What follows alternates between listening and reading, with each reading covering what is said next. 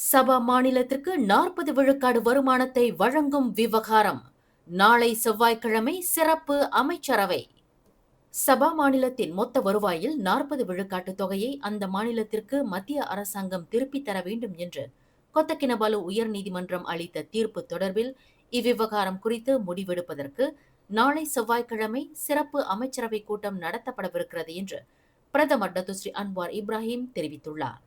நீதிமன்ற தீர்ப்பு குறித்து எந்த ஒரு முடிவும் எடுப்பதற்கு முன்னதாக இந்த சிறப்பு அமைச்சரவை கூட்டத்தில் சட்டத்துறை தலைவரின் ஆலோசனை கேட்டறியப்படும் என்று பிரதமர் குறிப்பிட்டார். கொத்தக்கினபாலு உயர் நீதிமன்றத்தின் எழுத்துப்பூர்வமான தீர்ப்பு 3 தினங்களுக்கு முன்புதான் வழங்கப்பட்டது.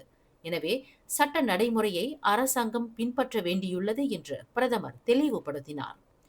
இன்று தவாவ் தமன் சுமாராக்கில் இலக்கவியல் சுற்றுலா திட்டத்தை தொடக்கி வைத்த பின்னர் செய்தியாளர்களிடம் பேசுகையில் டத்தோஸ்ரீ அன்வார் மேற்கண்டவாறு கூறினார். இந்த விவகாரத்தில் தம்முடைய நிலைப்பாடு என்ன என்பதை ஏற்கனவே கோடி காட்டிவிட்டதாகவும் நாளை செவ்வாய்க்கிழமை நடைபெறவிருக்கும் சிறப்பு அமைச்சரவை கூட்டத்தில் தீர்க்கமாக முடிவு செய்யப்படும் என்று டத்தோஸ்ரீ அன்வார் குறிப்பிட்டார்.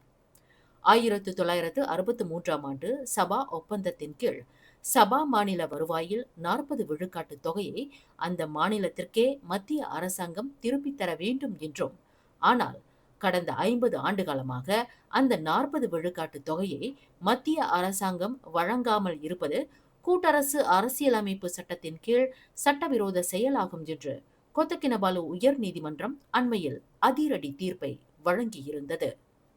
மேலும் செய்திகளை தெரிந்து கொள்ள கீழே இருக்கும் பெல் பட்டனை அழுத்துங்கள். உங்கள் மகிழ்ச்சியை வெளிப்படுத்த லைக் மற்றும் ஷேர் செய்யுங்கள். தொடர்ந்து திசைகளோடு இணைந்திருக்க சப்ஸ்கிரைப் செய்யுங்கள்.